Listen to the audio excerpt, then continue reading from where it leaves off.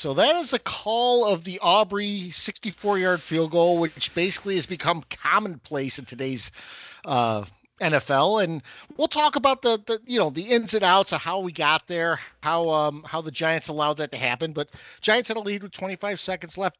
Back-breaking loss, back-breaking tying field goal, and they won in the overtime. And guys, we're here again. This time, we're talking about the Giants having a moral victory possibly, and the Jets being devastated. But either way, we're both saying they're fucking 0-2. Yeah. 0-2. Yeah. Did everyone notice that essentially the Giants played the Jets game from last week and the Jets played the Giants game from last week? So we've all we just reversed the game. We just flipped it. Yeah. Yeah. Yep, and we both lost on a 60-yard field goal. Yep, at the buzzer. I mean, it's just unbelievable. It's that met death. I'm telling you, it's met death.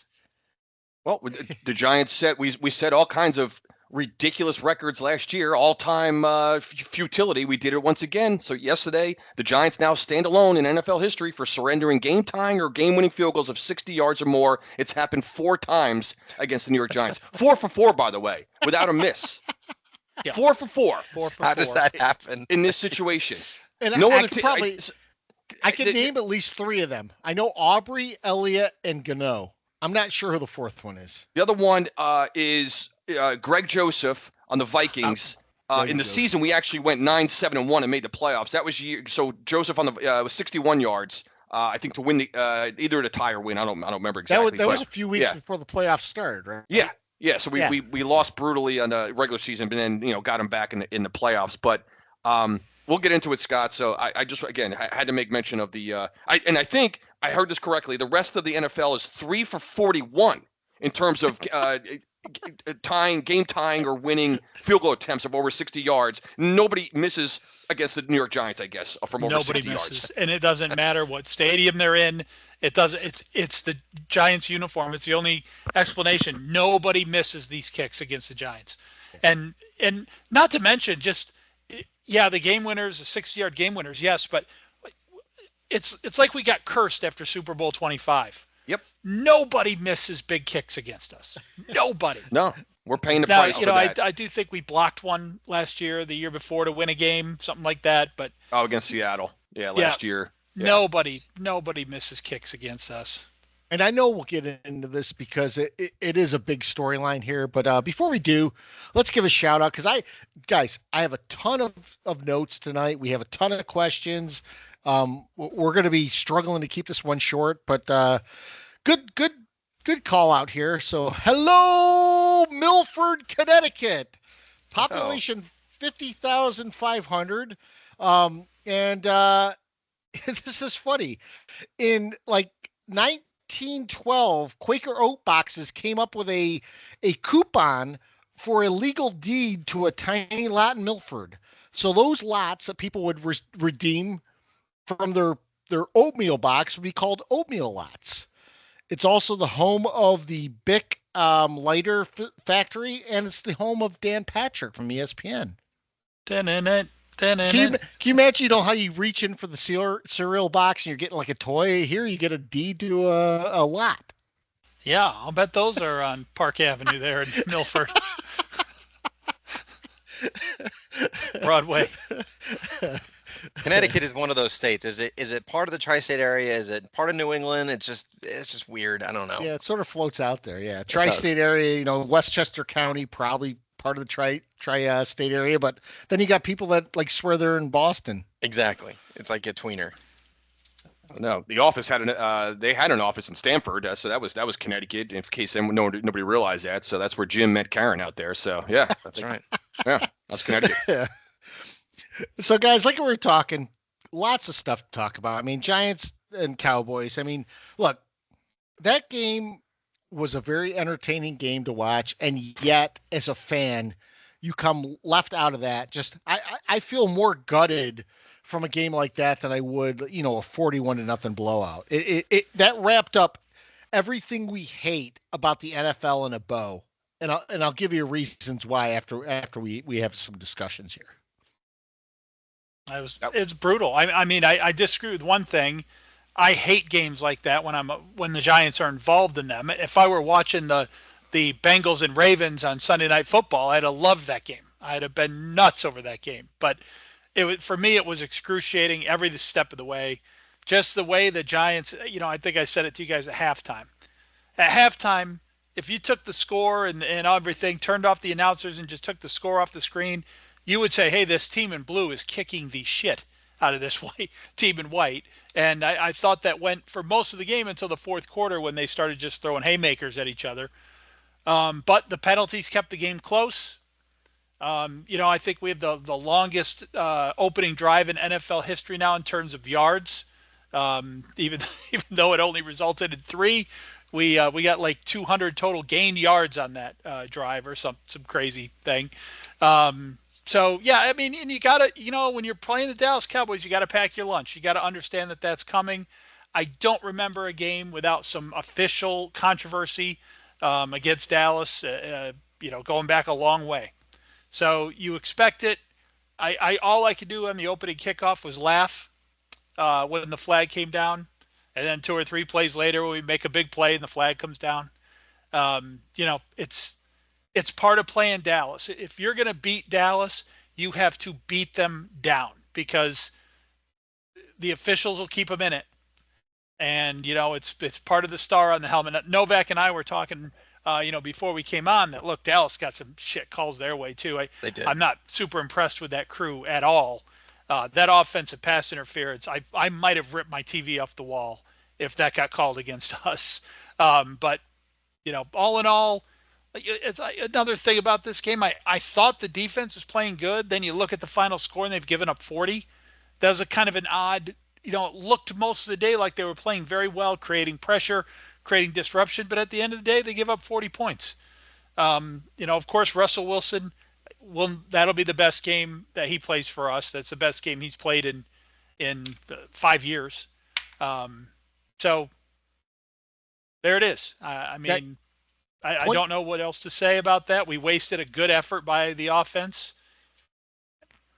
I don't know. We'll get into some of the penalties, but 23 total flags on the Giants. I think 18 of them were actually enforced. Hudson killed us on that first drive. The slap of the head is uncalled for. Offsides twice, and then on the Wandale catch, he ended up like grounding some guy into the ground, and they called a penalty. Which, come on, that happens a lot. I mean, you saw so many different things from the referees there. I'll get into that a little bit later. But it was a frustrating game to watch or listen to, which is what I did. And the defense giving up that final field goal, that's completely on coaching. The usage of dart has to be questioned. Wandale broke out. He had a lot of yards, and finally we're sending people deep, which makes you think maybe he should cut Hyatt. But there was a ton of stuff going on there that though I'll let you guys talk and then I'll come back to it because I have a lot of commentary on this game. Well, I'm glad you do, Scott, because I don't have a ton of before we came on again. I process it completely differently in a way. While the game's going on, yeah, you're involved in the X and O's, and you're wrapped up in the calls, and you're wrapped up in on both sides of the ball, on what you think they should do next, and what you think should happen next, and what in decision making, and all those things that go in throughout the course of the game. And then when the game it ends the way it does, for me, this is a soul crushing New York Giants loss again. And I go into a state of like depression or something after the game where I can't even function from these losses when you try to make sense of it. Because when you start breaking down the game is one thing, and we're going to do that. But for me, guys, personally, and this is my own personal way I have to handle like these kinds of losses. First of all, let's bring out just some of the numbers. This is the 10th time in 13 seasons where we're starting 0-2. So let's just wrap our heads around the fact that we are 0-2 again. Okay, let's wrap our heads around the fact that this game, we lose every way imaginable. We lose the games where we can't score touchdowns, and we put up 6 points on the board, and we lose the 10-6 games. Now we lose the 40-37 types of games in overtime. Every way imaginable. It doesn't matter who the coordinators are. It doesn't matter who the quarterback is. Our quarterback, Russell Wilson, that was his career high. All the games he's had in his illustrious career, he threw for 450 yards. We still managed to lose the fucking game. You can throw all the stats you want out there, especially offensively in that kind of game. That was the game I noticed early on. I'm like, oh my gosh, the offensive line has got it today. We have an offensive line today, at least from pass protection. We still had trouble running the ball here and there, right? We were still getting short yards, but throwing the ball, we had deep balls. We were getting the ball to neighbors. Wandale was involved. We had screenplays going. Everything offensively was working. And that was the kind of game like we've been desperately wanting. So the fact I'm gonna give an early peek into my peeve, because my peeve is going to be about the defense, because we'll get to the defense. And again, Mike, your point, we think that this is a top tier defense. I'll get into that a little bit later. I just need to, for our listeners, for you guys, for myself, I need to just express how this is absolute inexplicable. This game sent me into another dimension of losing that I now am like, I identify as that now. Remember the movie Poltergeist? Like when the mom, Jo Beth Williams, went into the fucking into the other dimension across some who knows, some unearthly universe, and they were like, go into the light, don't go into the light. No one knew what to do.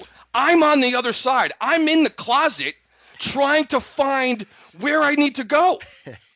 Cardone, go to the light. I don't remember, like they were like, first it was go in the light, then don't. That's me. I'm trapped in this vortex of hell in some dimension that I can't even explain what is in my surroundings anymore. I've gone blind after losses. I've had vertigo. Now I'm in a different dimension, in an inexplicable, uncomprehensible. This is not comprehensible anymore, these losses. No one, I don't know, maybe Novak and the Jets. I do not know who loses these types of games. We lose them all. I kept thinking, and Greg and I were rallying. Of course, we were in therapy for each other today on the phone for like an hour, trying to figure out and comprehend where we go from here. This isn't just about yesterday. This isn't just and the fact that it's the Dallas Cowboys right on top of all of it. This sets a domino effect. You can't go to the game next week. I'm not going to watch any sports talk radio this week. I didn't watch a snap after that field goal went through the uprights yesterday. So that's where I am, guys. I have to that's what my state of mind. Like the football part of there's the football part of it, and the game itself on how they lost, but then there's the other part where I cannot. I literally, guys, I mean this. I cannot make sense of why this is continuing to happen to this franchise. It doesn't add up. Just doesn't add up. It definitely doesn't add up. But the one thing that you hit on is, yes, the Jets always lose, but that's like we lose by 2 scores or we lose by 3 scores and we just lose because we stink. You find the most incredible ways to lose every single week. It's either a 64-yard field goal, or you throw for -7 yards, or you have there's always this miraculous statistic that gets trotted out every time the Giants lose. Every time. Historical, Novak. We're setting historical, and the NFL's been around since the 20s. Over 100 years. The Giants have existed for 100. This is our 101st season, and we are setting records every year now with some kind of loss. Does anyone around the league realize this? They don't. We do. They do. I don't think they do. And to me, watching that game, because I was with a couple of other Giant fans, not you guys this week, and they feel the same way. Like, I think it's all Giant fans are starting to realize, like, we'll screw this up. We'll lose this somehow. I don't know what the hell Dayball's doing. Personally, he lost the game for you. I mean, there's no doubt in my mind with the 2-point or going for the touchdown instead of the field goal. You bet. And then this putting Dart in there. What the hell is he doing?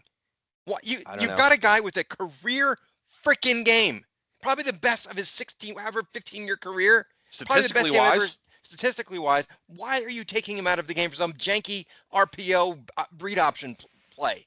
So stupid. And you know why I'm telling you why he's doing it. He's doing it because he's reminding all the fans and the Maras, I'm here for the long haul. I'm here to groom this kid. This is a reminder as to what I'm really here for. I'm not here to just win games. I'm here. This is my safety net, this kid. So don't forget that. This is what's important, is getting this guy ready. I'm telling you. He's a selfish fuck is what he is. Yeah, man. Well, what's crazy about Dable here too is that, I mean, this game came down to coaching. We taught, you just mentioned that, Novak, about the going for it instead of just kicking the points.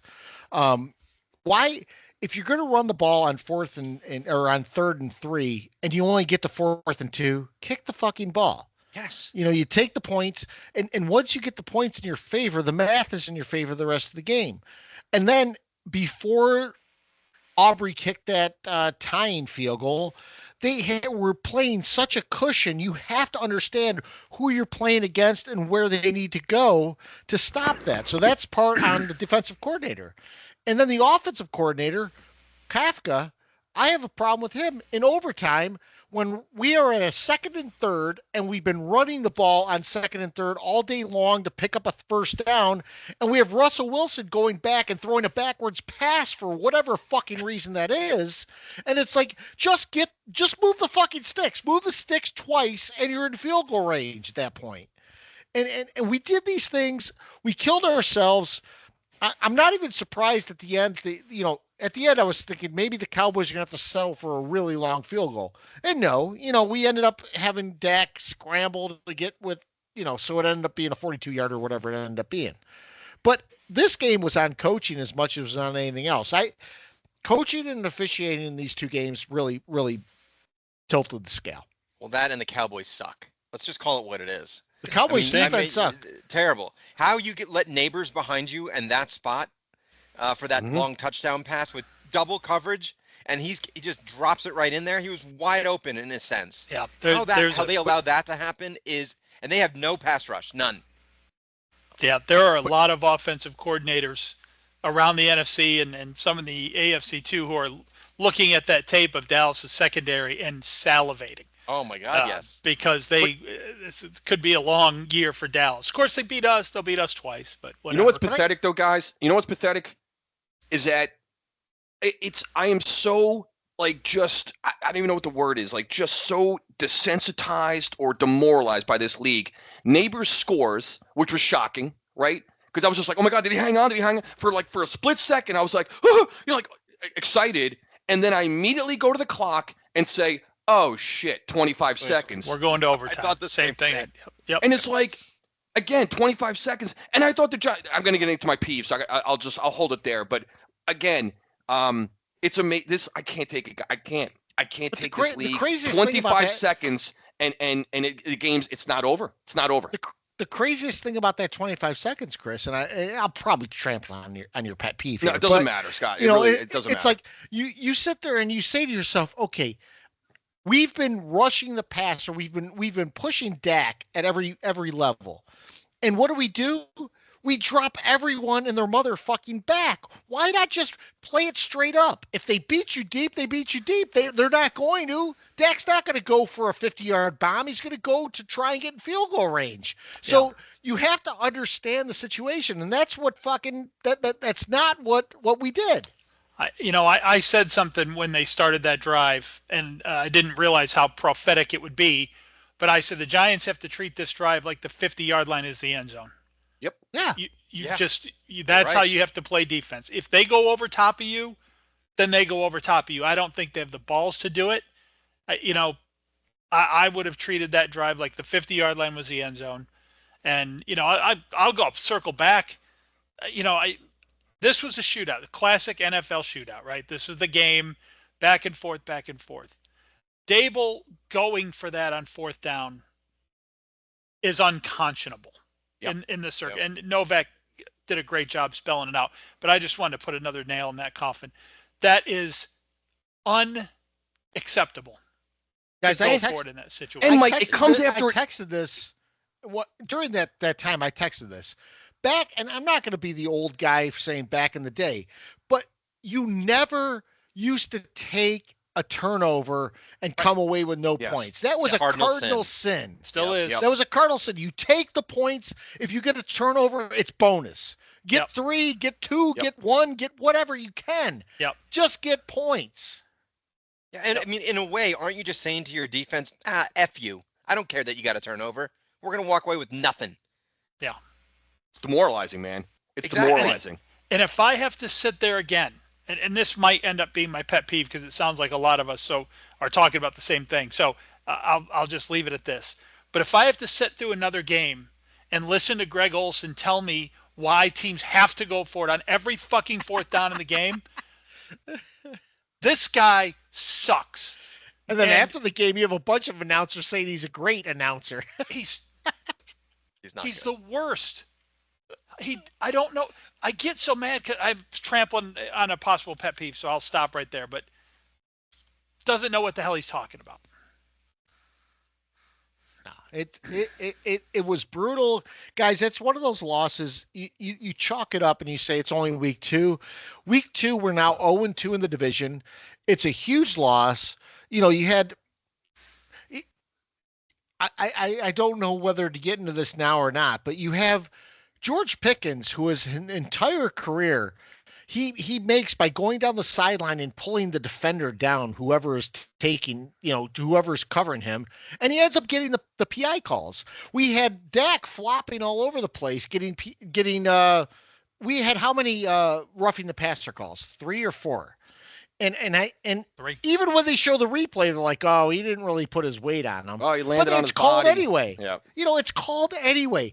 This kind of shit just like, I'll get into the officiating later, but the officiating in the NFL right now can't be stellar at all. It's terrible. There's so many opportunities that you could possibly call a penalty in a game. You can't call 23 on one team. No. You can't. And when you call a penalty on a running play where Tracy gets 24 yards and you call it on the wide receiver, you have to then call it on Dallas when they're holding on at the point of attack on any key running play they have. But you don't. Well, I always kind of chalk this up. Like the Giants get a bad roughing the passer called against them. I always think, well, maybe now that they got the boos and they got the, whatever, maybe we'll get some break on the next one. No break on the next one. They even had Mike Pereira or whoever come on and say, guys, this, the Giants defender here did exactly what they asked him to do. Roll to the side as you're taking the quarterback to the ground. I don't know how this is roughing the passer. But it's 23 called penalties, guys. 23. 23. I think we extended at least 4 Dallas drives with penalties. 2 in one drive. And that's the kind of drive where, they start getting down into the red zone and the announcers are like, what a drive. They didn't do anything. There's 60 yards in penalties on this drive. What the hell are you talking about? I'm just looking at the box score and just randomly, like, again, what game does the teams? The Giants scored 21 points in the fourth quarter and fucking lost. It's just 3 touchdowns in one quarter, which is impossible in this league because of that fucking running clock that doesn't stop. This team scores 21 points in the fourth quarter on the road at a division, and they lose. I was watching Good Morning Football today, and Kyle Brandt was doing the game, and he said, guys, there's 1:30 left, and I swear to God to you, there's going to be 2 more scores. Well, actually 3 more scores because Dallas made the touchdown, then Russell came back, threw the touchdown, and then there was a field goal. So possessions in the NFL are it's like the NBA now. You're trying to just get like the NBA. Oh, I just need to stop. One stop. No. There was just a mid-range jumper. It's like trying to get stops in basketball. It is in the NFL now. That's a great analogy. It is so true. You're right. After the interception, I'm looking at the play-by-play. After we got the interception, which we did not cash in a point, of course, then we went out on downs. After that, there were 9 straight scores combined to end the game. 9 straight possessions of scoring up and down. Field goal. It's fucking stupid. We got to, what we got to do? We got to roll the organ from the Garden over to the Giant Stadium. And when the team crosses midfield, defense, defense, Well, the thing is, you said about 25 seconds. I think the way this league is going now, you can't have more than 7. Yeah. I mean, you really, if you get a score and you were up and you kick the ball off, you better hope there's less than 7 seconds, because you can get the ball to the 35-yard line, make one pass up the middle, Sure. and kick a 66-yarder. Yeah. I mean, 7 seconds in football. I mean, Yep. I hate to say it again, back in the day, it was like if you had anything under a minute, you're playing a little bit of a prevent. You were winning that game, no problem. You got to, No. guard the sidelines. You let him get him something in the middle of the field. Not only that, Novak, back then it was a miracle if the team crossed midfield. Exactly. That's my point. Yes. I remember Dallas being in the shotgun, and that was, anytime under the 2-minute warning. Well, Dallas is in the shotgun; they have a shot, but it never with 25 seconds left. And we've seen it with the Bills and Chiefs. We've seen it with everyone. 25 seconds in the 80s, you could start taking off your pads on the sidelines. That was not changing. So as much as we've gotten into the Giants and Cowboys, and we'll talk about some of these aspects later, Jets and Bills recap. Justin Fields, and I mentioned this, he was 3 of 8 for 27 yards at one point. He finished 3 of 11 for 27 yards. This is a NFL quarterback, 3 of 11 for 27 yards. And Novak, I got to tell you this. I watched some of the post-game conferences, and Aaron Glenn, he's a lot like Dable. He has to watch the tape. Damn it! You took my whole thing, because you were gonna. I wanted you to say, what did you think of the game or whatever. And I was okay, Scott. I don't know. I got to watch the tape. Yeah. Because apparently you can't have an opinion on the game unless you've watched tape. So what are you doing during this whole game, AG? You don't remember your quarterback had 27 yards? You're 0 for 11 on third down? You have no pass rush whatsoever? Yeah. You can't tackle Josh Allen? Why do you need to watch tape to give an opinion on why you suck? Because every phase of that team sucked the whole day. They did nothing well. Stupid penalty. He comes in with this big bluster, and now I'm going the total opposite direction I was last week. Now I don't like him again, because he's like, I'm this real tough guy, and we're not going to have stupid penalties, and you're not going to play in this team if you're going to lose games. And the first drive of the game, 3rd and 19, we finally stop them, roughing the passer. That guy should be cut tomorrow, and I think he will be, Michael Clemens. And it killed the momentum. They were never in this game. The stadium was half filled with Bills fans. This team, I am so sick of this team. Like, Cardone, I know you're in like another orbit or whatever you are. I hate them. I hate everything about this team. I do. I hate the Jets. God, I mean, every week I got to find a new way to get upset and angry at this team. And I'm a loser again. A loser.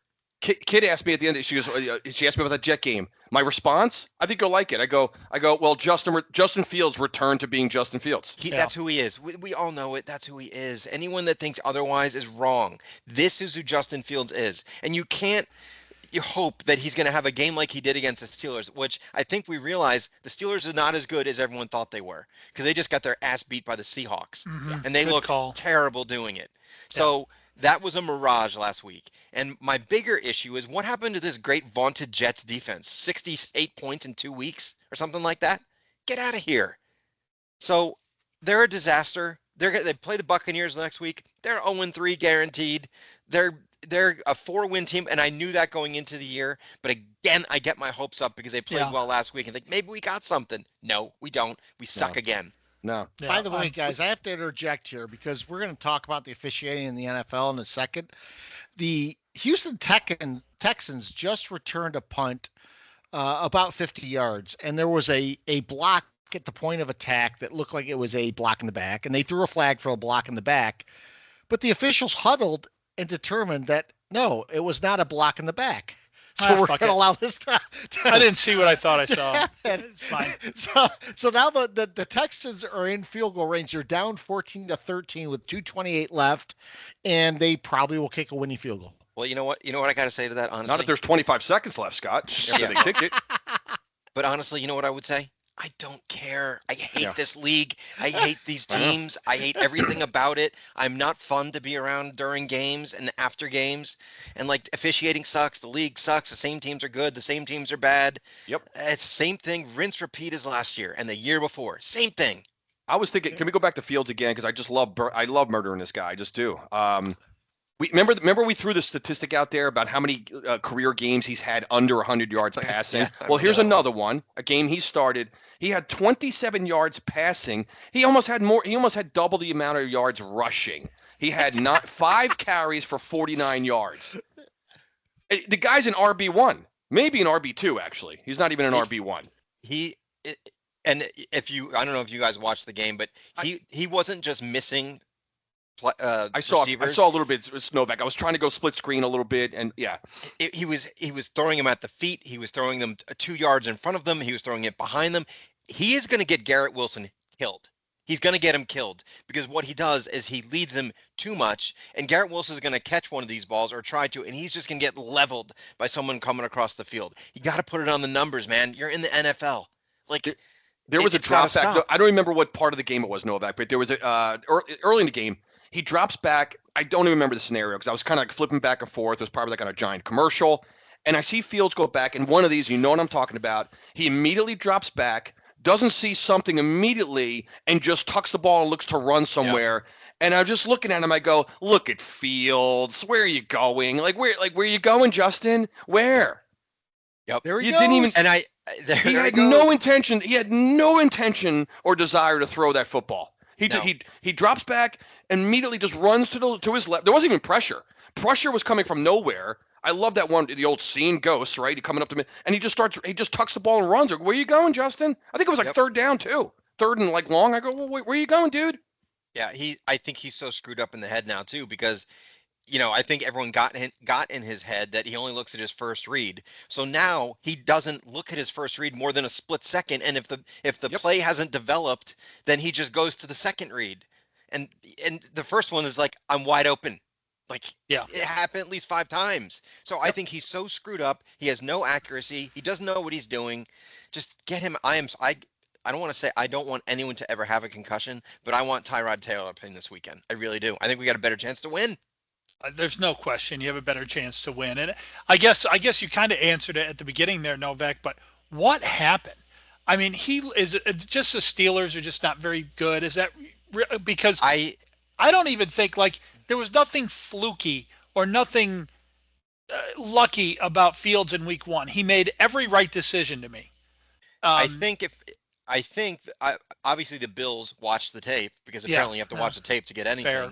So they were kind of pinching him a little bit, so he couldn't get out of the pocket, which is what he was doing in Pittsburgh. So he couldn't go left or right, but he's not a four-step drop, and throw it kind of player. That's not who he is. And they planned for that, so he wasn't.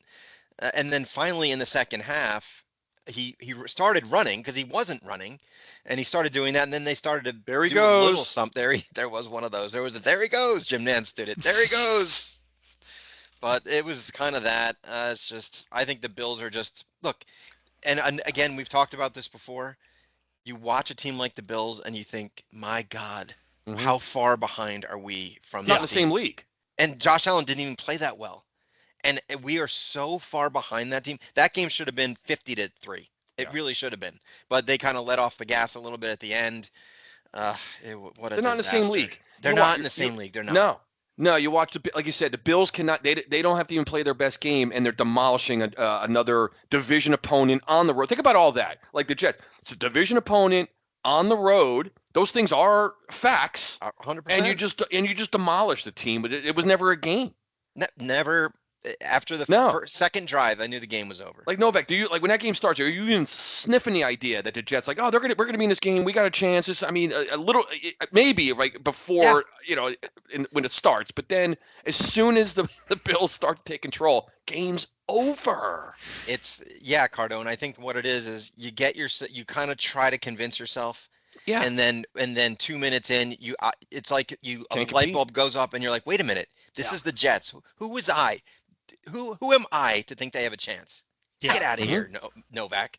You get out there with your chance, and you watch the other team's execution and blocking and all that, and you're like, we're not gonna win this. No, and then you're just defeated the whole time. We are a peewee team compared to these guys. I actually didn't even. I watched the second half on my phone. Was at my neighbor's house watching the Giants game because that was actually exciting. So that's why I had a better take in the Giants. I got to watch the tape though. So go to the tape. I got to watch the tape. guys, looking around the league, I mean, Daniel Jones in Indy. This is So the Colts are the first team since the Super Bowl era to not punt in the first 2 weeks of a season. Who would have ever thought that a Daniel Jones team would be one where they don't punt for the first 2 weeks of a season? Yep. No. And I'll tell you something on this one, guys. I've got receipts on this. Everyone. Everyone owes this kid an apology. Yep. Everyone. Not just Giants fans, which they sure as hell do owe him an apology. Everyone. The fans who said that the Colts signing him was proof they were trying to tank for Arch Manning. Yeah. Those dirtbags. Everyone owes Daniel Jones an apology. He's not great. He's not a superstar. He's not going to lead the Colts to the Super Bowl. But he's a NFL fucking quarterback. Yep. Is what he is. And he's not garbage. And he's not, first of all, just kind of going back in my time machine a little bit, if you watch the Giants play and Daniel Jones was playing and then he got hurt and then you saw what happened after he got hurt, how you could blame everything on Daniel Jones in the first place just always drove me nuts. Like, it became clear after he got hurt that he was dragging this dead team to 2 or 3 wins a year, and it was more than anyone else could expect from. So I will leave my soapbox right there on Daniel Jones, but this, I don't even think I can think of a player who got more wronged than Daniel Jones had at the beginning of his career. I hope he goes out and just has a great career. Good for him. That's one of those things too, where I hope Jones is the guy, but I'll tell you this about this game. What didn't stand out about me was Jones as much as the end of that game.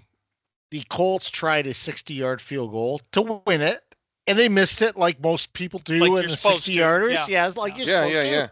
Yeah, 60 yards. And the refs called leverage on Denver. That was an actual incorrect interpretation of leverage. Now, I've talked to you guys before about the Giants and the 49ers game. Hey, we should protest this game. You know, I ranted and raved about that game and the playoff game. This is actually one where the Colts could or the Denver could actually petition the league and protest this game because they did not apply the rule correctly to leverage. And so when people say refs don't decide games, they do. Oh, they yeah. Decide this game. They decided this game. In that one. They decide them all the time. They do. Yeah. You know, I can say on your take, which is Mike is spot on about Daniel Jones, I can think of one other player that has been wronged as much, and that's Jared Goff. Jared Goff's a good one. Good example. One. Yeah. Only because he played well and got him to a Super Bowl, and they kicked him to the curb. Yeah. And look what he's done now, right? And he's showing them now. So maybe Baker too. Baker's up there. Absolutely. Baker got seriously wronged by Cleveland. To be wronged by Cleveland, who the hell? He should be happy. Yeah. That dumpster fire. I mean, good God. I mean, I think if you're going to talk about around the league, Scott, I think it's very clear. Yet again, we have the haves and the have-nots again, right? You've got the same 5 or 6 teams that are going to be good. Maybe I'd put the Chargers in there. I don't know. And then there's a lot of bad football and a lot of bad teams right now. I mean, you can tell after 2 weeks. Well, and especially when you steal victories from them. Sure. Ask the Jaguars today. I hope let's talk about that one too. Oh, yeah, I didn't mean to interrupt you now, Novak. Well, the Jaguars are a good one because the Jaguars went for it on 4th and 5. 4th and 5 with a 3-point lead. And the asshole coach, the Duval guy, he actually said, looking at that's 100% a go. 100% a go every time. 4th and 5 with a 3-point lead, you are always going to say that's always a go? Fuck you. If you're looking at analytics that much and you're a coach saying that, you should be fired on the spot because there's never a time that anything should ever be 100%. It should be about the game situation and what you're seeing. Yeah, it's true. If Cardone, my you wanna head get- coach, if I'm an owner and my head coach says that, I am extremely concerned. I'm like, so you're not using your guts or your mind or anything you've learned coaching football these years. You're not using any of that to coach my team. You're looking at a book. Go. I can do that. If that's the job, let me do it. I can look at a book. Can you say Duval better than him? I can. Definitely. Anybody can. A dog could. Exactly, Mike. Why not just have a fucking robot with a headset on the sidelines?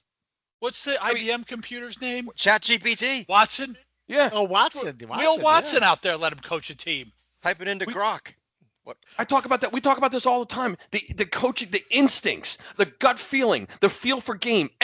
Not only every game different, every drive is different in many ways. Yeah. Based on again the situational football along the course of a game. Yeah, the biggest thing about it's especially like I always compare it to like Aaron Boone and take any manager in baseball. Like you have to manage. There's a process. There's instincts. There's a human element, and these. For a head coach in the NFL to say like to your point, Scott, like give no thought, like, well, that's fourth. So okay, Liam or whatever the fuck the guy's name is. The next time I see 4th and 5, you better be going for it, asshole. I'll tell you that because I know you better live up to your word.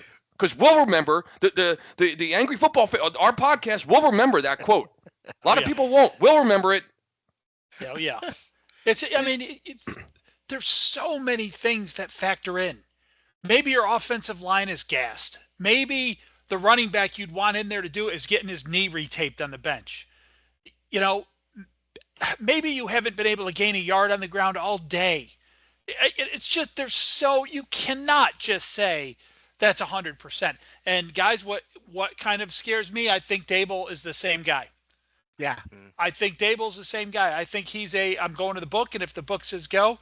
And so I've spewed this out before. I think I took a break on it last year, but I'll bring it up again. What analytics is based on something called game theory, which I've looked at a lot. I've actually have some books on it that I've read. And game theory is the idea that if you do exactly the right thing that statistically you should do every time, in the long run, you'll come out ahead. That's essentially what game theory is.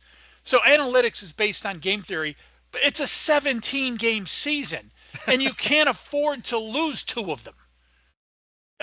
Sometimes analytics doesn't work in the NFL. I know coaches love it. The media loves it because they think it makes the game more exciting. Coaches love it because it lets them off the hook, just like this Jacksonville coach. I don't have to defend that. It's in the book. Your problem's with the book, not with me. It's 100% no go. It's 100% go. It's ridiculous. You can never convince me. I don't care what that not taking points is the best decision all the time. It's not. It's I mean, or maybe what do I fucking know? Because now I was just saying 10 minutes ago about how you can't stop anybody in this league anymore. So maybe it's just like fuck it, we'll just score in the next possession. What's the big deal? Like just. Or you could also go with, well, Cardone, wait a minute, there's a running clock, so you're only going to have so many Oh, right. The clock never stops running in this league. It's like fucking peewee football. So, let me get my 3 points now. I will take the 3 points. Yeah. Guys, I'm going to tell you something crazy, and people have talked to me about this before. I was at a poker tournament one time. I was on the bubble, and we were like 2 people away from making the money, and I was dealt pocket kings. And the guy in front of me went all in. I folded. Turned out he had aces. I didn't know if he had aces or not. But the thing is, why risk the entire thing that I have done for that entire tournament to end up being out of the money when I could make the money just by sitting there and wait a couple of Scott, hands? Wonderful example. A perfect example, because game theory would tell you to call that. Exactly. With 2 kings. Yeah. But you used your gut. You use the game situation. I'm 2 people away from the bubble. Even if he has like an ace jack, he flops an ace, I'm out of this. Yeah. So great no call, but I would have called the hell out of that.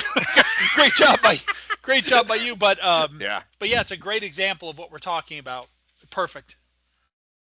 And guys, one of the other things that's come up this week, and we saw it, and I actually went back, and there's someone else that did this too, the tush push.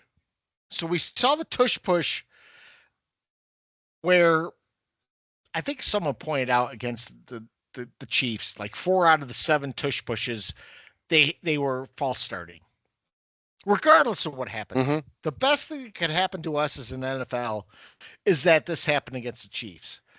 Someone went back and watched all the tush pushes in the last year and said that over 60% of them had some infraction, whether it's the center that's over the ball, like so you can't see it, the guards firing out early, the tackles firing out early, whatever it is. This is what's wrong with tush push. If any of our teams run these plays, we get called for fouls.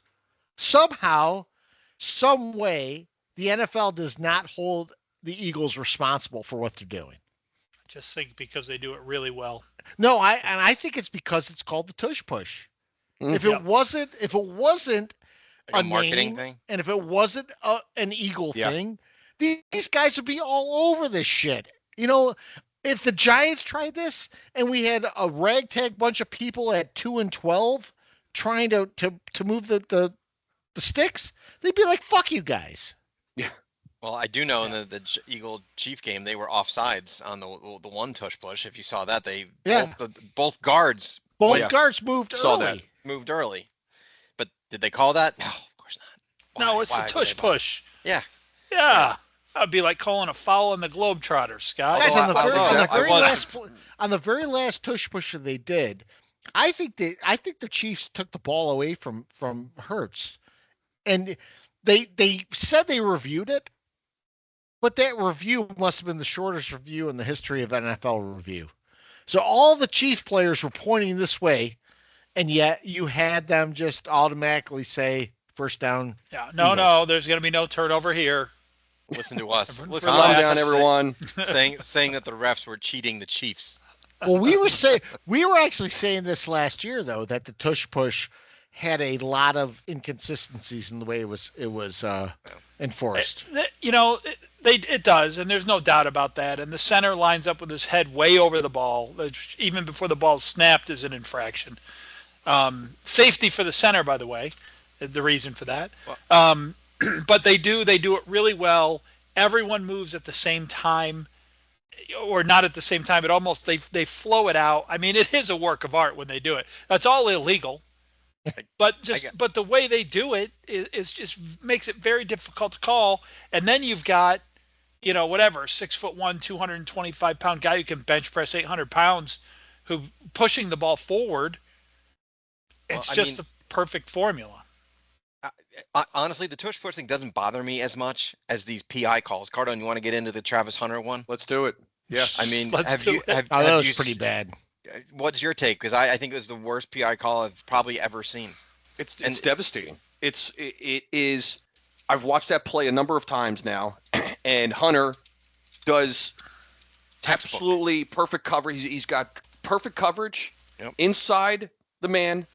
He gets his head around in enough time, fully extends his inside arm, his left hand, bats the ball away. His right hand is nowhere really. It's not wrapped around the receiver. He's not extending his right arm. He's not pushing the receiver. Absolute perfect, just a simple incomplete pass in the NFL, and they won't allow it. They just won't allow it. Maybe because it's the Jacksonville Jaguars, and because I don't know. I just don't understand how those are the kinds of plays where I would love, and this will never happen, but we've talked about it here on our pod. I would love the idea of that being a challengeable penalty and say, I'm going to challenge that. Let's go to the, but of course, it's always going to be subjective. You can't have enough people, there's going to be probably people on both sides of that call. But tell me what you guys thought. I mean, what part? Okay, let me ask it this way. What part of that defended ball was interference? What part of it? His right hand, his left, which part? Cardone, I agree with you, but I also agree. This goes back to the comment I made about George Pickens earlier. There were two pass interferences called on George Pickens earlier in the game, where the defender was doing the same thing. He's running stride for stride for him. Pickens is pushing him. The defender's pushing him. It's got to be either a no call or it has to be a double call. Neither of those happened. Now to Novak's point earlier, yeah, Pickens got called for an offensive pass interference that was ridiculous. Mm-hmm. But that doesn't wipe out the 3 other calls that happened where he was called for it. Travis Hunter played that ball just like the Giants did against Pickens. And what ended up happening is that the receiver ended up looking like he was being pushed by Hunter when Hunter was actually looking for the ball and he actually deflected the ball. He deflected the ball. I think honestly it was bad position by the official, because I guess if you could look at it from one side, it did. Scott's right. It looks like maybe he was pushed, and they probably just assumed and threw the flag. That would be my only guess as to how you could ever think that was pass interference. But I'm just seeing it for the first time here. I'm just watching it. It's perfect defense. Right. That's great. It's 4th down. The game, I don't remember. I don't remember how many timeouts Cincinnati had at that point. Do you guys remember? Mike, the big thing there is it's 4th down. It's a turnover on downs, right there. Yeah, and I think I don't know how to fix pass interference. We tried to make it reviewable, and the officials revolted and refused to overturn one, so that went away quick. All I can say is there really needs to be more of an emphasis on 2 things. Did the defender have his head turned around? Mm-hmm. And did the defender contact the ball with his, defending hand?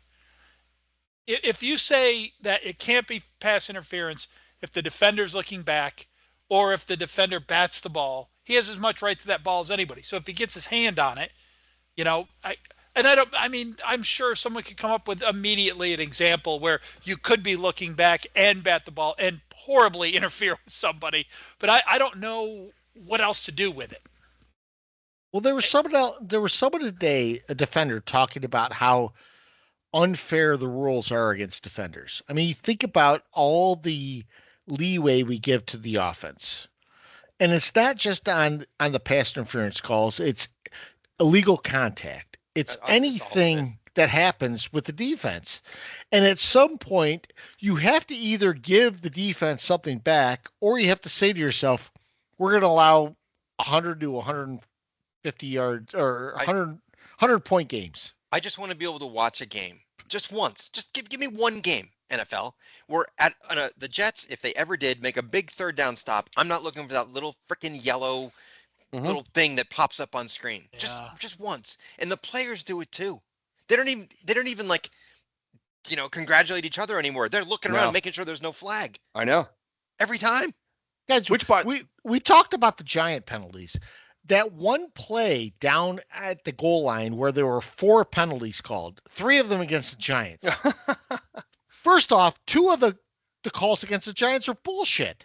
So they called roughing the passer on a play where Dak just flops. They call pass interference against the Giants where the guy did pass interference, Lamb, and then you had Lamb doing whatever he did to the guy that ended up getting taunting. But there were 4 penalties on a play. The only legitimate one was that the Giants were offsides on the play. There should have been 5 penalties on that play. One of our defensive linemen was tackled to the ground. I can't remember who it was, but Olsen and what's his name mentioned it. There should have been actually 5 penalties on one play. What my favorite thing about that play is I was thinking, because don't forget that was then, so everything's offsets, right? There's 4 fucking penalties, 3 of them on us, right? I'm trying to remember, and somehow Dallas.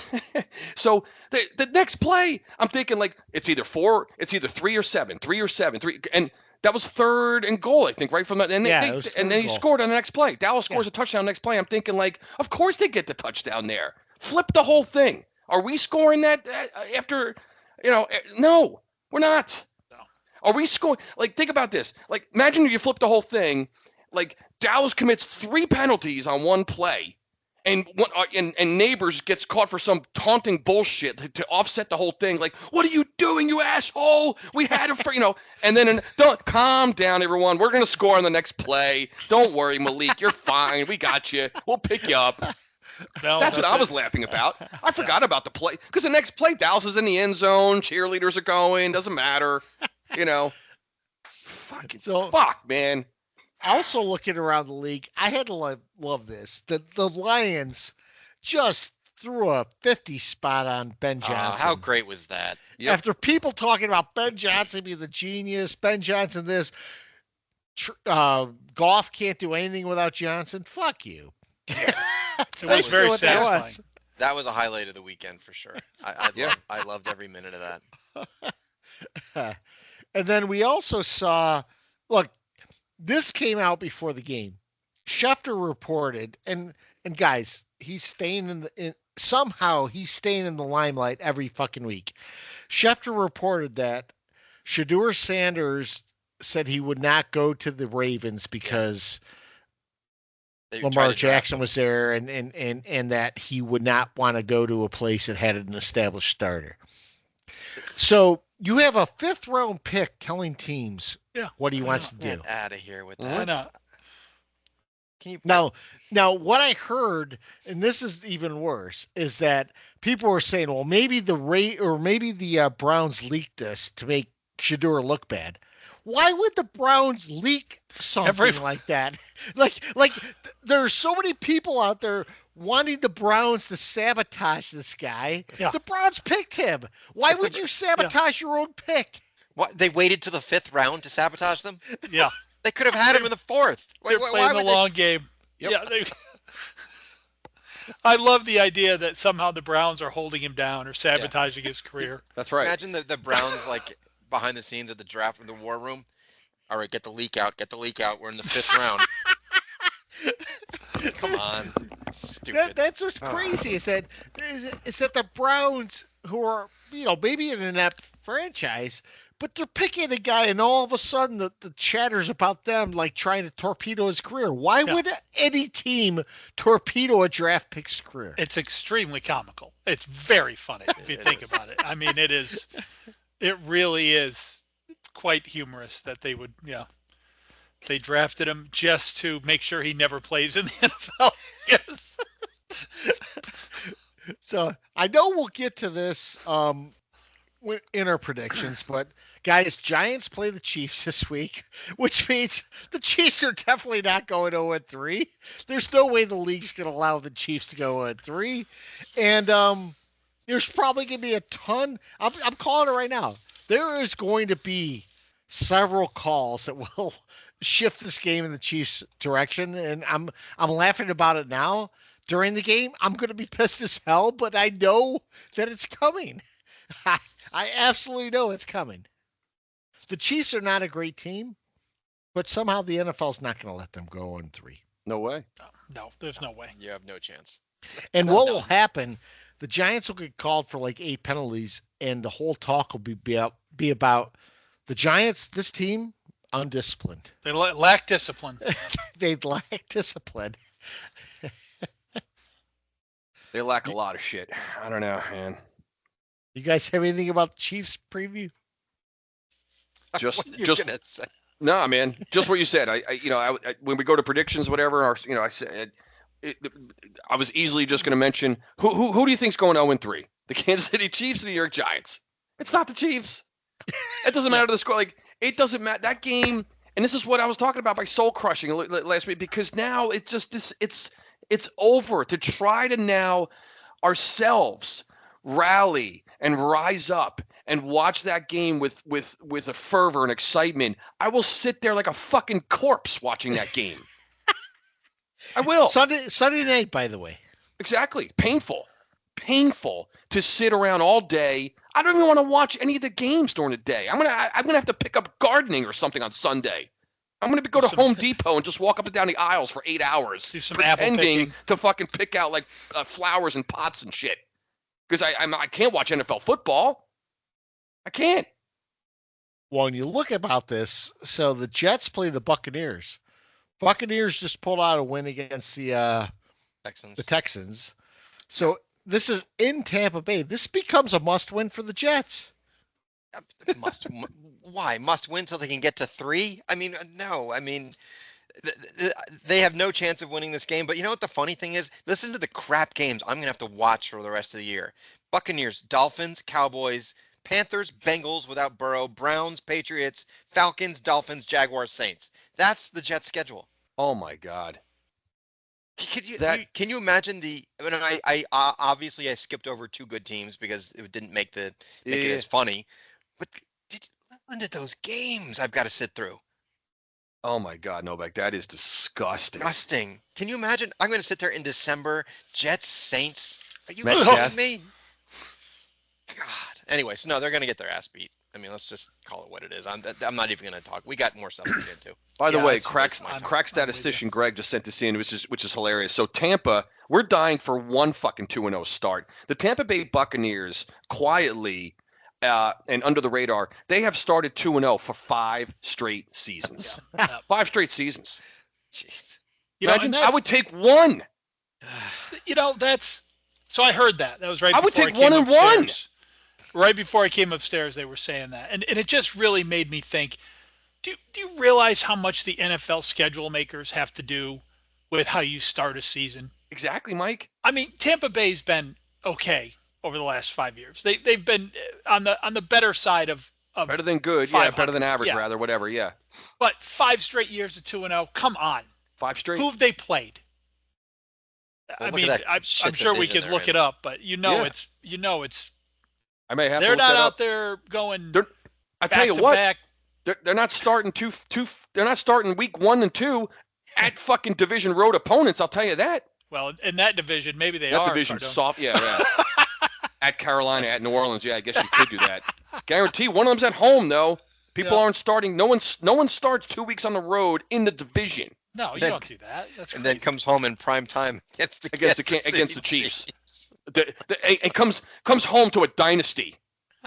Yeah. Playing against a dynasty. Oh, that's funny. Perfect, man.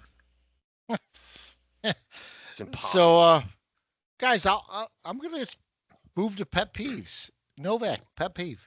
Oh, so I have 3 very fast ones, and I'm calling them stop it pet peeves. Actually, by the way, before we go to pet peeves, let's do our predictions because we normally do predictions before then. All right, that's right, we do. I am ready for predictions. Who's up first? What's our records, Mike?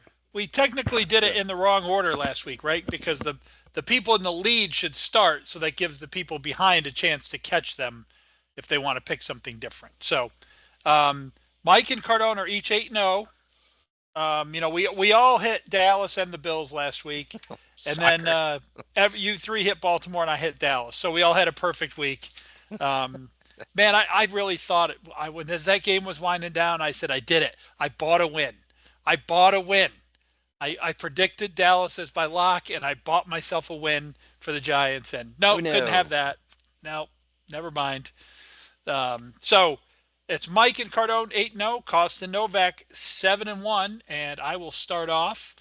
I haven't looked at my lock yet, but all right. So Kansas City at the Giants, guys. I'm very tempted to pick the Giants here. I really am. I like a lot of things that they did last week. This is something Cardone and I have been begging for years, but we had receivers catching the ball on the run last week, running forward. There's none of this 5 yards and turn around and wait for the ball with your back to the defense. And, kind of like Justin Fields went from, oh my gosh, something brand new to old Justin Fields from week 1 to week 2.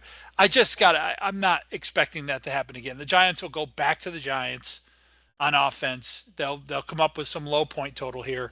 So I'm going to pick Kansas City 21-11. Why not?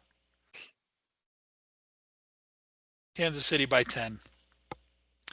Jets in Tampa Bay, I just kind of said Tampa Bay's been on the better side of the 500 line for a lot of years. They're a team that's, they're a team I'd love for the Giants to be at this point, really, just a team who competes every year.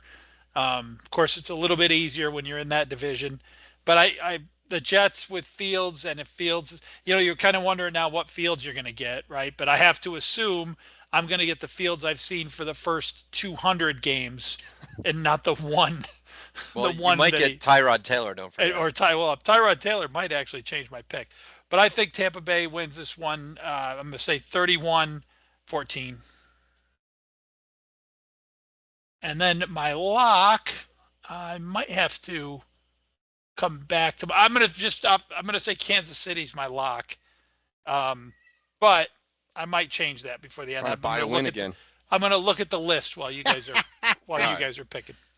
All right, so Cardone, you're up. I will go. Yeah, I'll make these quick. I'll start with the Jets. Actually, they're not beating. They're not winning in Tampa. They're just not. Tampa's a better team. A lot of teams are better than the Jets. I don't have this. I have it as a somewhat close game. Not terribly high scoring. I've got Tampa 23-16. So they win by a touchdown. I have a feeling it's gonna be kind of like a little bit of a boring game there, but Tampa wins that.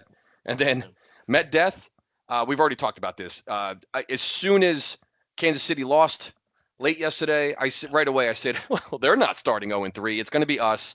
We're going to go back to our Met Death ways. We're not going to see 450 yards passing from Wilson. We're going to go back to the offense. We're going to go back to Russell Wilson running for his life.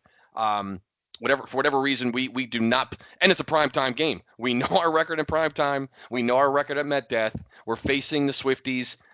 This is somehow the Giants keep it close, but it's going to be another just torturous, painful night. I got Kansas City 30-20. So I think I have them losing by 10 too, Mike.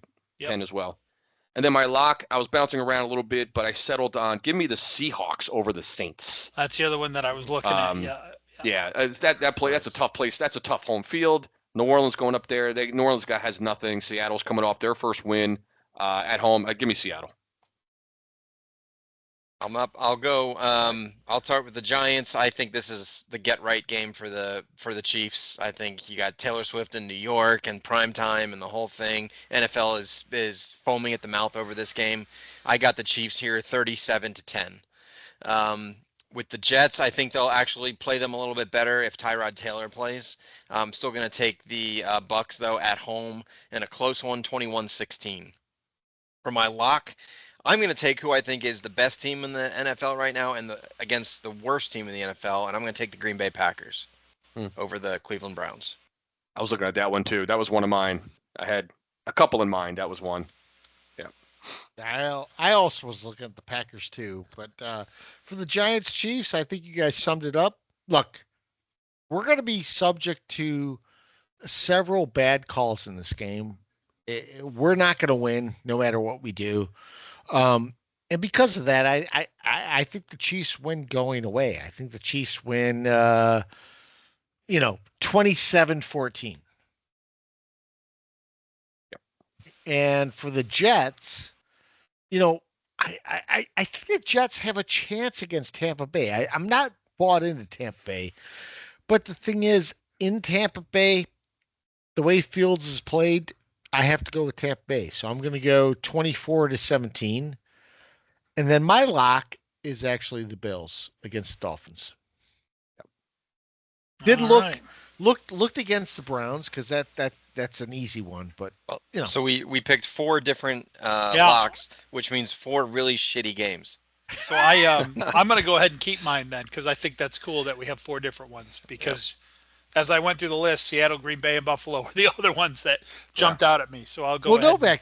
Novak, you talked about shitty games. I mean, let's look at some of these games we got. So Thursday's Miami at Buffalo. Terrible. Division game, but it's lopsided. Sunday, you have Green Bay at Cleveland. Indianapolis at Tennessee, which is one of they're playing again. Indy, Tennessee this week, everybody. It's one of 5 times every week there's an AFC South head-to-head matchup. Every week. How can that be? You got Cincinnati at Minnesota. Burrow's gone. McCarthy might be hurt. No, he is out. 2 to 4 weeks, I just said. So, yeah. Pittsburgh at New England. Awful. The Rams at Philadelphia. That's okay. That's good game, actually. That's a good one. The Jets at Tampa Bay. Terrible. Vegas at Washington. Not a great game. Not a great game, no. Atlanta at Carolina. Terrible. God, terrible. Houston at Jacksonville. Another one of they're those. playing again. God, that's AFC South games. Denver at LA. The Chargers. That's a good one.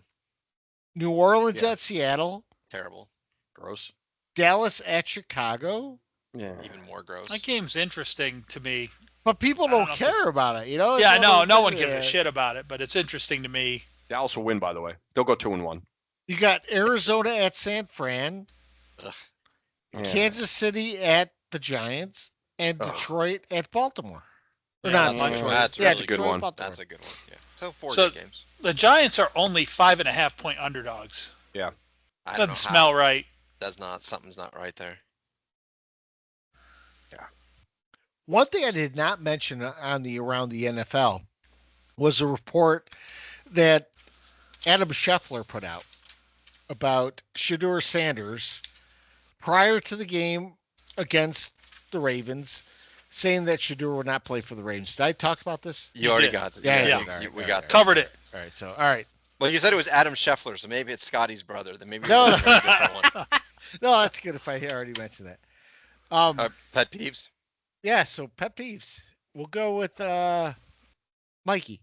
All right, good. I get on a week. I think we all might cross over each other a little bit. I get to go first.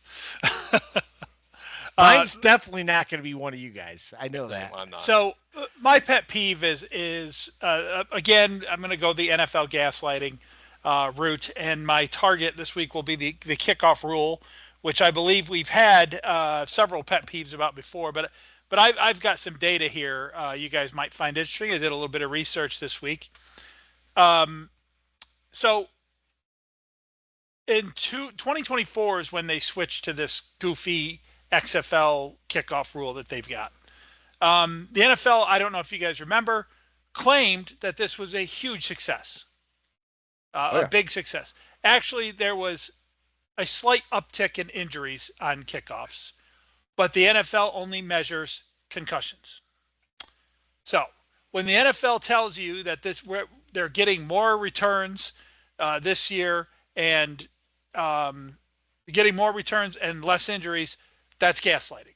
It's roughly the same amount of injuries. It just is sort of like a different type this year. They're only talking about head injuries. And I don't know how, we've been over this. I don't know how stupid the NFL thinks we are. We're returning like 80% of kickoffs now. Mm-hmm. And the NFL is telling us that the injuries are less. I mean, just do the math. Do the math in your head. It's impossible. There's some other great numbers here. The NFL only is counting head injury metrics. The whole idea of calling this kickoff thing because they sold it to us as a safety change, but then the very next year they changed it a little bit and they said, no, we want no more returns. You can't have both. Can't. The NFL cannot have both. No. If you go back over, I went through the evolution of the kickoff rules first, right? So, first of all, how awesome does this sound? From 1960 to 73, the kickoffs were from the 40-yard line, and the coverage players had a running start from as far back as they wanted. Now, that is a kickoff I can get into. Of course, with today's kickers, you can't kick off from the 40, but They'd hit them in their stadium. yeah.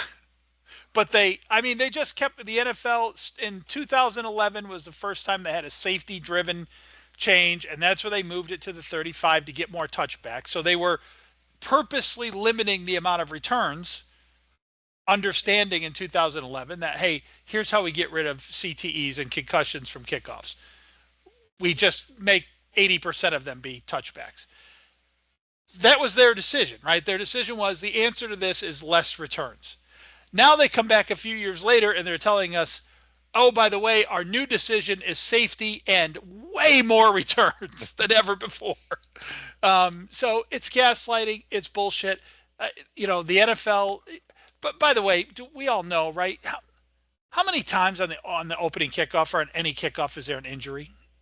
Never. Do you ever? I think I saw one this year. No. Someone might pull a hammy. That's about it. Yeah, they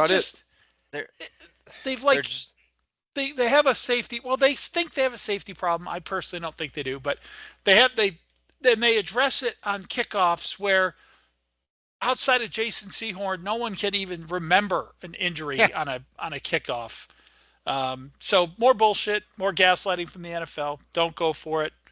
Don't buy it. Everything they do is for money. They say they want to shorten the games, but as we talked about before, games have always been around 3 hours. They want to shorten the game time so they get more ads in their 3 hour window, which they know they're going to have. It's all a lie, and we need to wake up. Yep. Yeah, agreed. Good one, Mikey. So I'll go Yeah, next. man. I was on the way back from Edisto Island on Sunday, and first off, I this is a pet peeve of myself. I didn't realize the game was at 1. I thought, oh, they're playing in Dallas. It's gonna be a 4:25 game. It wasn't. It was at 1. The schedule came out in May, Scott. I do not look at the times thinking that what we're in fucking Dallas. Is Dallas really gonna play at noon? Well, they did. So of course I'm driving back. I'm listening on Sirius XM, and so I'm listening to the local team from Dallas. And I had to look this up. It's Brad Sham is the guy's name. Brad Sham. And Sham is a good name for that. And Babe Laufenberg. The Babe. So they kept calling Gillen, the punter for us, a sidewinding Aussie every time he was back to punt. He's fucking Scottish. He's a Scottish hammer. How about calling him the worst punter in the NFL? I would take that. That's more accurate. So why are we calling him a sidewinding Aussie? He's not even a fucking Australian. They did this. You'd think Darren, we have Darren on our payroll. You'd think Darren would tell them, guys, come on. You got to do better. Brutal. They said the Giants' D was terrible at the outset, which they're probably right. But then they spent the whole first half just talking about how frustrating it was that Dallas was not scoring against this terrible defense that was there. So my pet peeve here is just with local broadcasts. They wanted to know how 3 penalties can offset 1. We talked about this earlier. How can 3 penalties offset 1? It's because that's in the rules. If you have 3 penalties and 1 happens on the offense, it's fucking offsetting. Does he want us to take the difference, like in fucking cornhole scoring? Like, what do you want to take? You had 2 on, 1 in. I had what should we do? Add up all the yards and subtract Pick up all the yards, and then after we did some addition and subtraction, Cowboys are awarded 5 yards. What do you want to do? No, so that happened, but the worst part for me was you never knew what was actually happening. You're listening to the radio, so on the radio you don't have eyes. So the whole first half I'm watching or listening, and so think about the one the on the first drive that happened, the Wandale pass. They go, oh, it's a pass to Robinson. Oh, he caught it at 20. Silence. And then they go, well, there's a penalty of Hudson. So, Robinson got down to the 1, but there's going to be a penalty. This will bring this back to the 16 or whatever it was. You never knew what the fuck was going on. It's like, guys, I'm blind here. I can't see what's going on. And you're telling me Robinson caught it at 20. I thought he was down at the 20. And then a little bit later on, they go, Scannabo. Oh, he carries 4 guys. Oh, my God, this guy, he's a monster. He's rushing to a first down. It was 2nd and 8. So I know these kind of things happen, but we're Giant fans. We listen to Bob Papa and Carl Banks. They're at least telling you what the fuck is going on during these games. Yeah, we've got another level of excellence. Yeah, actual professionals. So Brad Sham, Babe Laufenberg, fuck Terrible. You. That's right. Really? Oh, am I up? You're up. No. All right, I got 3 quick ones, and it's on awful announcing stuff too. Quick ones: Clemson, Georgia Tech, middle of the 3rd quarter. Lewis Riddick and Bob Wischusen. Lewis Riddick says on a random 3rd down halfway through the 3rd quarter, this is why you spend all of summer in heat working and preparing and going through these tough camps and everything else. What, for a 3rd down in game 3 in the middle of the 3rd quarter? You out of your mind? Stop it. That's not. Is Dabo Sweeney yelling at the team going, this will all make sense on week 3, fellas, in the 3rd quarter. Get out of here with that. The second one is, my favorite, Wolfson. I mean, I Oh. texted you guys about this.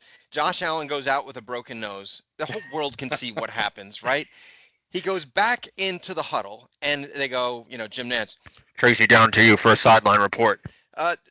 Jim, so the Bills staff is dealing with a nose situation for Josh Allen, and they've placed gauze in his right nostril. He's back in the game.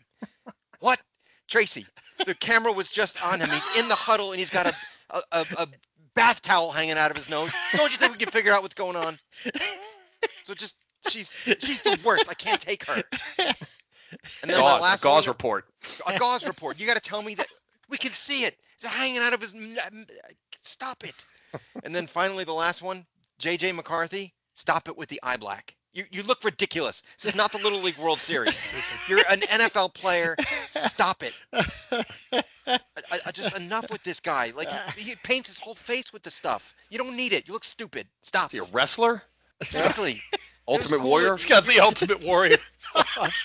You know what I hated about him, and I don't know if he's doing this in the NFL, but in college they were like, he meditates by himself before each game, and he like sit Indian style under the crossbar, and they're like, he needs his time and his total silence. I'm like, he's in the biggest football stadium in the world, sitting under the goalpost. Sounds like a darkness retreat. What Does the hell he is that? really? If he was really meditating, go in the fucking locker room, dude. You're in a 200,000 seat stadium minutes before kickoff. You're meditating under the goalpost, and the announcers are telling us how this is a private ritual for you. It's not an attention whore grabbing moment. No, of course it isn't.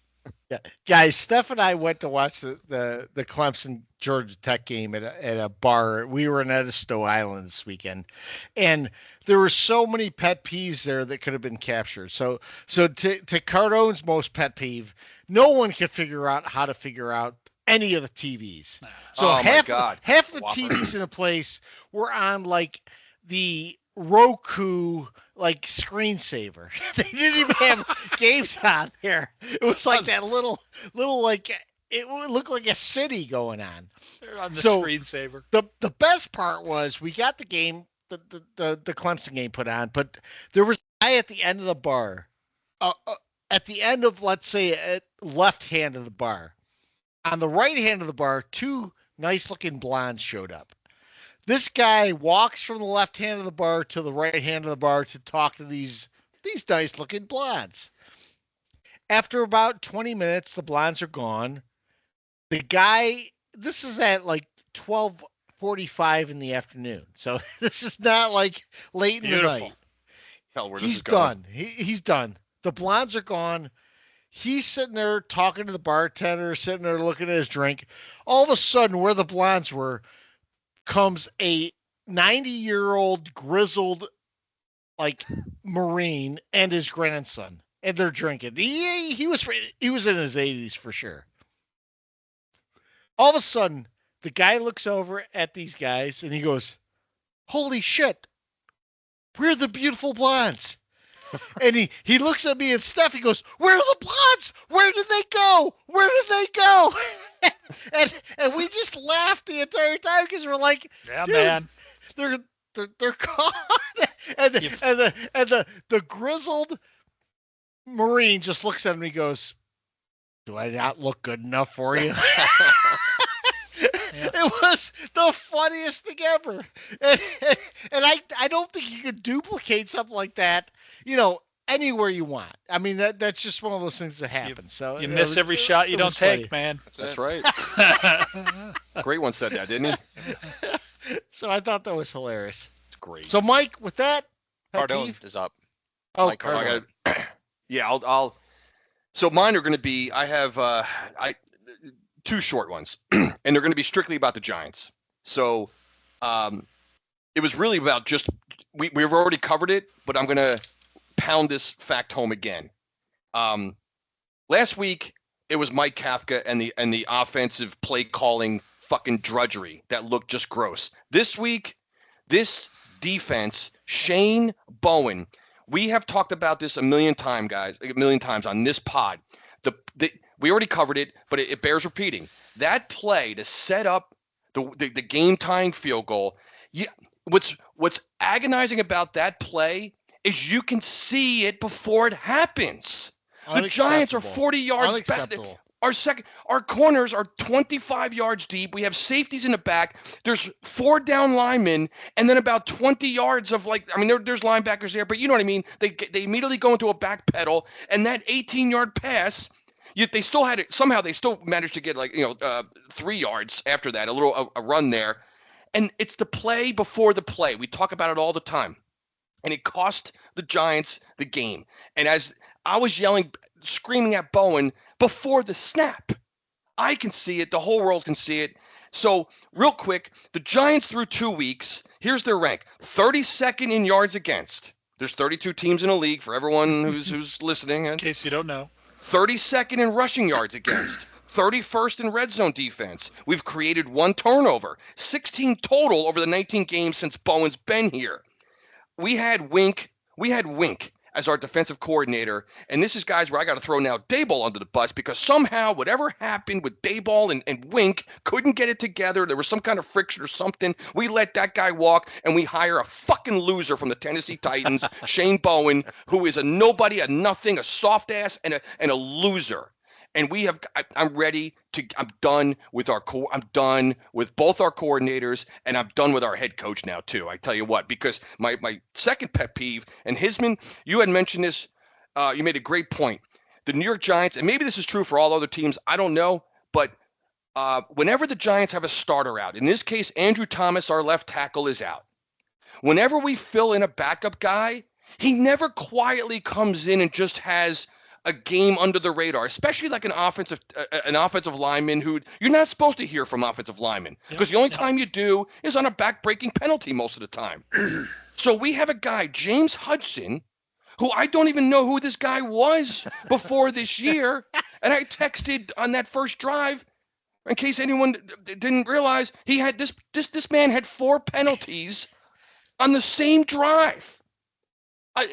Unprecedented stuff. He's our backup. Who the fuck is James Hudson III? He goes clubber lang on a guy with a right hook. I was pissed off about the call, thinking we were getting hosed on another bad call. Then they show the ISO cam on Hudson. I almost flew off my couch into what is this? Who is James Hudson? Why is he ruining my life? I couldn't. So he's been texting. He goes, why does our backup guy always have to come in and do this? Yeah. We never have a guy come in, and Hudson filled in beautifully for Thomas. You didn't hear a sniff.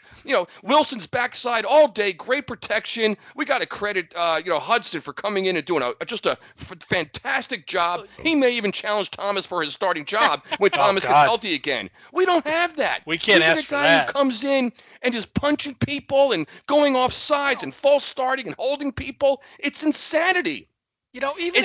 Even if he just wasn't that good, Cardone, even if he gave up 2 sacks, right? Yeah. That's a normal thing you'd expect for a backup tackle to do. Exactly. Right? But no, now our guy, he has to be terrible and out there throwing haymakers. This guy has to go mental patient on us. It's remarkable. And maybe this happens around the league, and I don't have but no. The New York Giants, they have a guy go out, we bring in a backup, and it is the most incompetent, unbelievably bad situation. It's incredible, guys. It's just incredible. My pet peeve on that is just, who are these backups that have to come in and absolutely blow up a game for us? Yeah. Blow up a game. And then Daboll, he finally got his ass out of there. It was even a little too late. And then Hudson is barking on the sidelines at his staff. James Hudson. Dead James Hudson. The third. So this is almost one of my pet peeves, and I didn't really bring it up. But think about when you look at teams this past week that settled for field goals. Yep. The Colts were willing to settle for a 60-yarder. 60. They got bailed out of it, but Dallas would have settled for a 60-yarder. Guys, think about that for a second. We're settling now. We're sitting there going, we're not going to attempt to go any further. we want to have a 57-yarder and win the game. I mean, No. go back and watch that play. Dak is really close to getting sacked. Yeah. And if that happens, it's a tie game. Yeah. And he wiggles away and of course makes it. What's the equivalent of a 45-yarder for this Aubrey guy? Oh, It's like standing on the edge of the goalpost. Like it's a layup, literally. Yeah. Yep. All right. We got questions, Scott? We got a ton of questions this week. Oh boy. We'll fire through them then. Yeah. We'll get it moving. We're running Yeah. along here. We don't have to take them all. Yeah, So, that's true. We don't. I mean, So yeah. So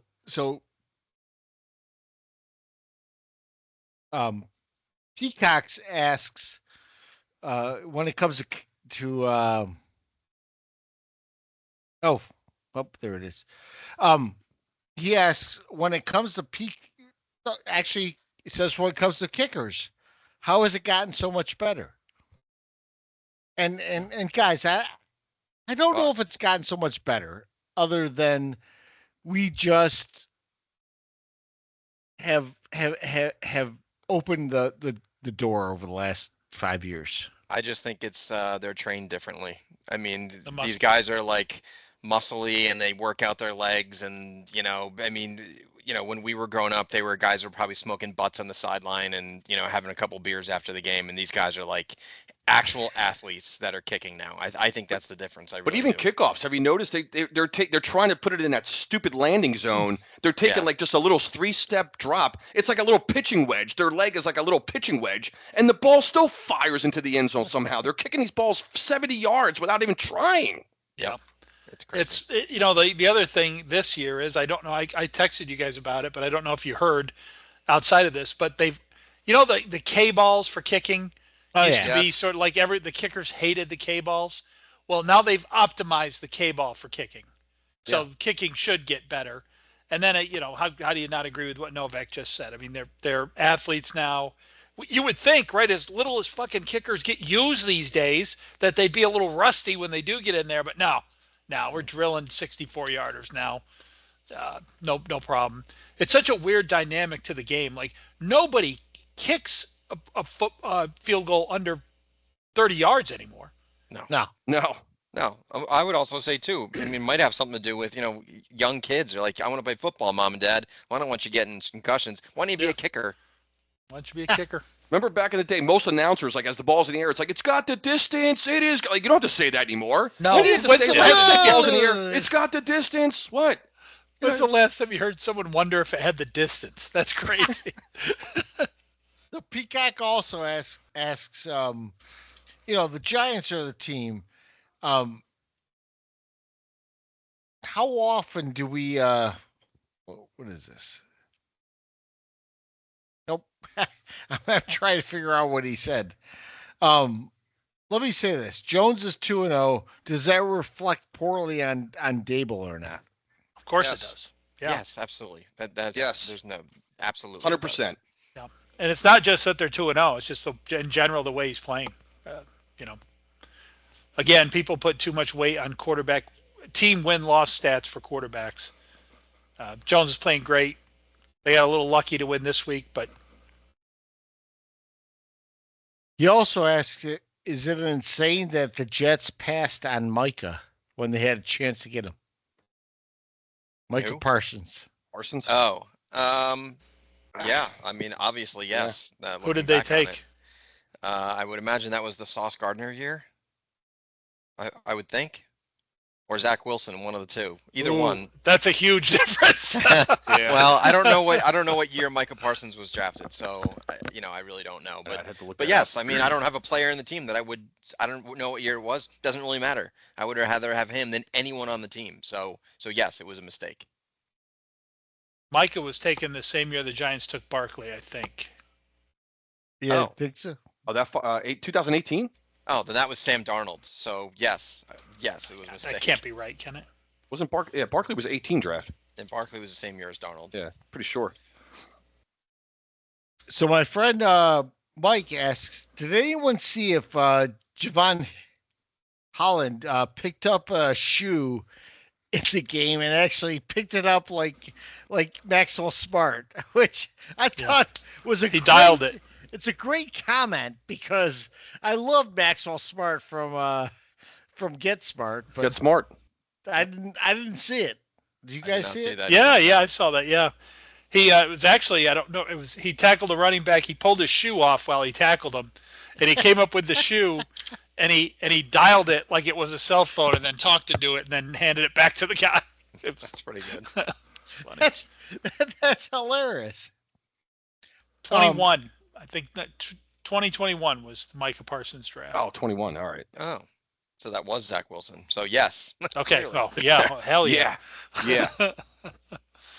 So Mike also asks, and this is a good question too.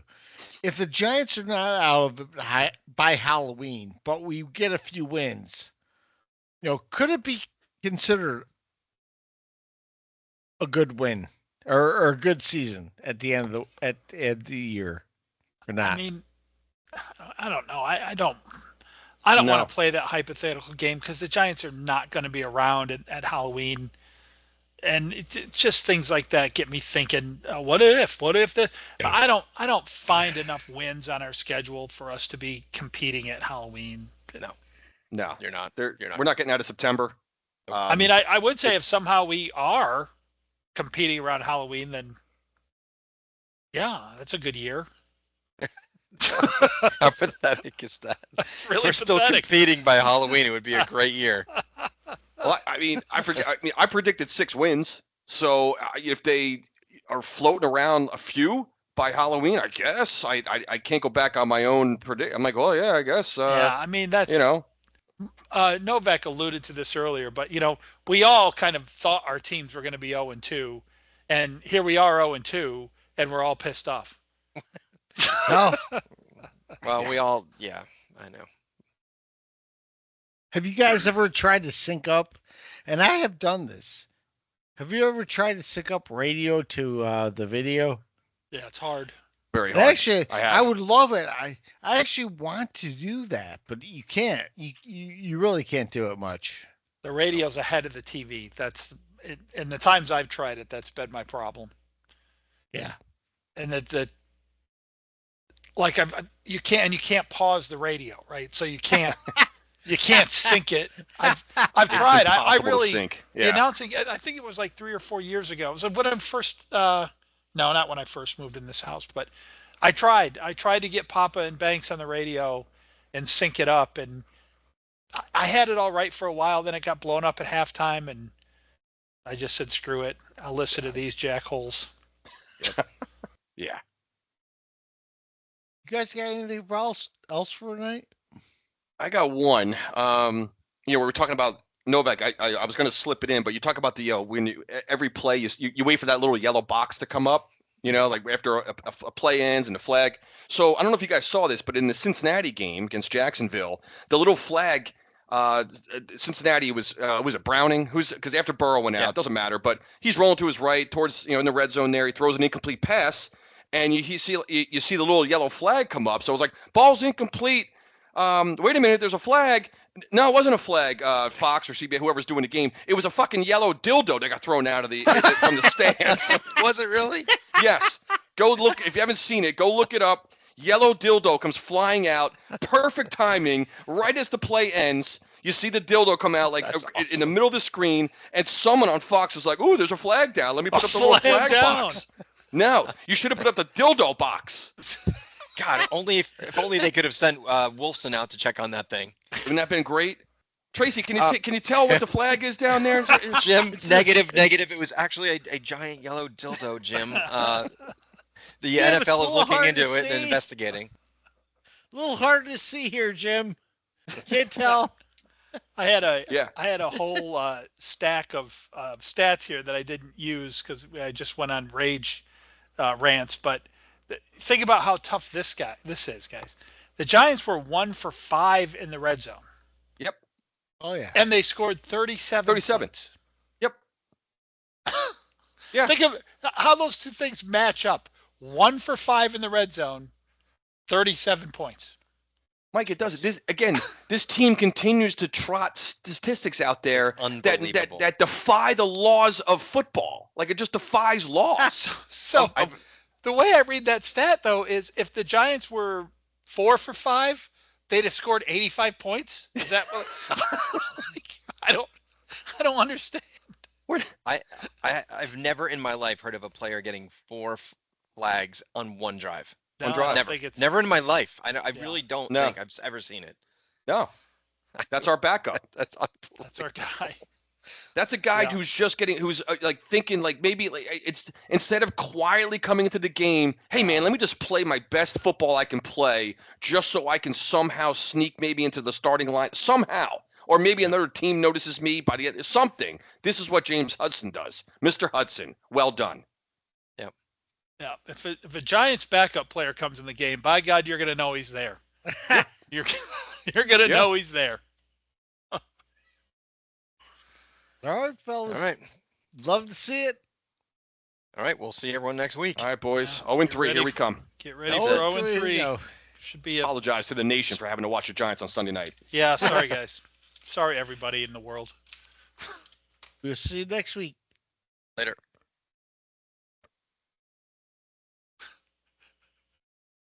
What in the world is going on with Cost?